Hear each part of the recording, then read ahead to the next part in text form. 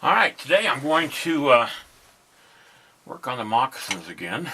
And these are the original ones that I made. And as you can see, I've got a new left foot.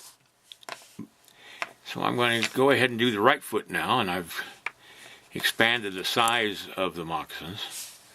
Might make a necklace out of those. Anyway.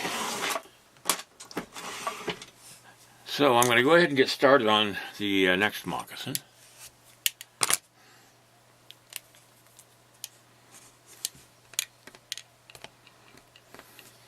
Again, I lay out a blank, and what I'm trying to do is make them both the same size. And the best way to do that, like I said before, is to do it off the warrior. And let me get my calipers here. There we are. These are real handy to have, calipers. You can always check yourself as far as sizes and stuff like that. You can use the big artist calipers, but I find those to be a little too big for things like this. All right.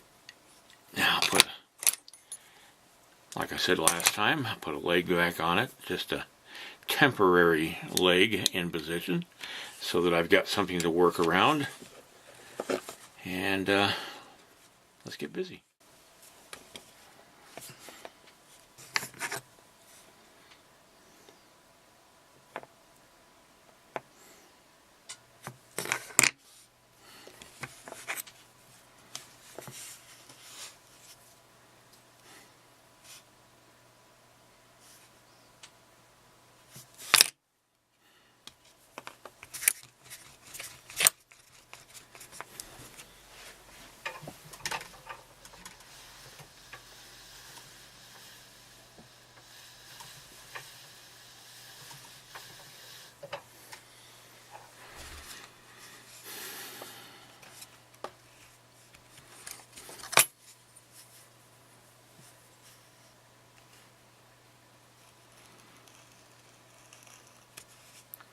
What I'm making is the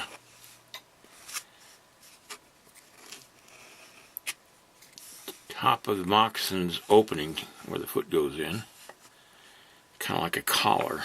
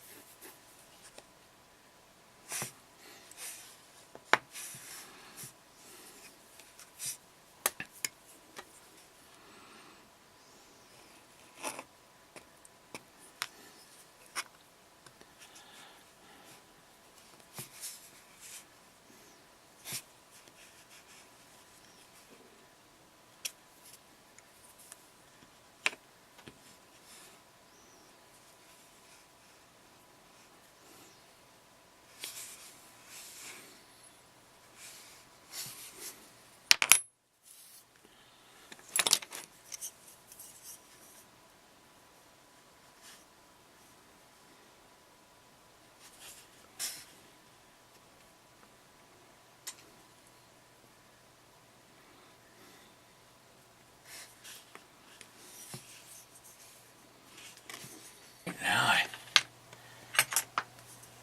get this foot ready to go back on, and I just press it up, just like that. Looks good, looks better than the last one. Alright, yeah, I'll do it on the other foot.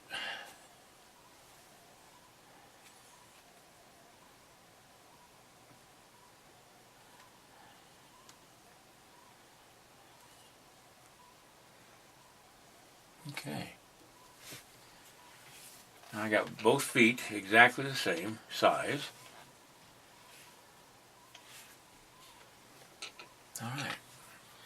Now I'll make the fringe. I'm cutting the fringe exactly the same way that you'd cut leather.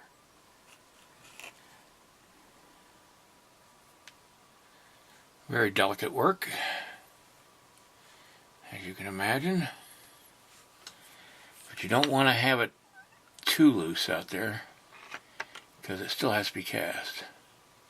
Get the other one out there. Now, remember, keeping in mind, this fringe has got to look like fringe, but you still got to be able to cast it and make a mold of it without costing yourself a fortune. Main key to this whole thing is having patience and hoping it all works out, so you don't make a complete fool of yourself. There we go. Now I can go back, and now what I got to do is fill in behind that. That's what's handy about a little tool like this, is you can get in there, and as long as it's rounded with no big creases, it's easy to clean out. Alright, so I can work on this a little easier. I'm going to cut this cloth that has the feathers on it off. Now I can take the feathers, you can see them right here, and I'll set this aside.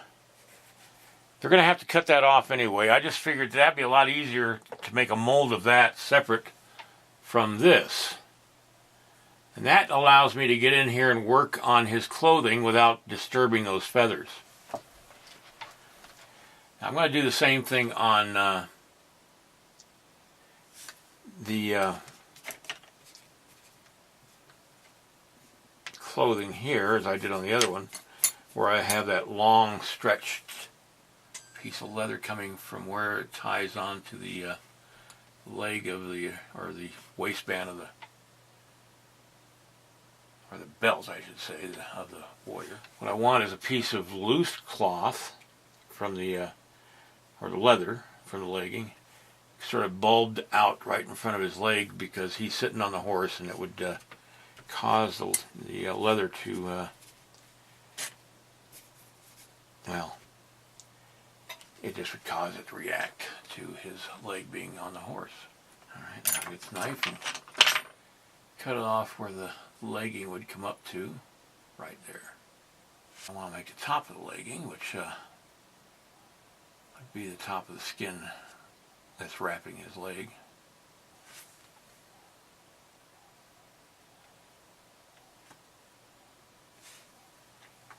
Now you may have noticed I took the mane of the horse off. That's because that was just temporary anyway, because I have to work on the horse yet. And the mane and the tail actually will be almost the last thing I do. I'm going to leave the tail in place because it's not really interfering with anything right now.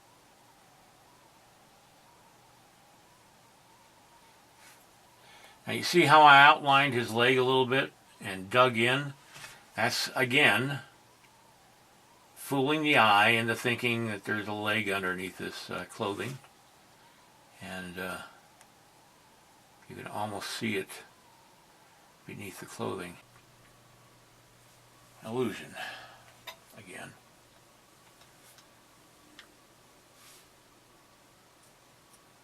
But now you can see why I took the feathers away.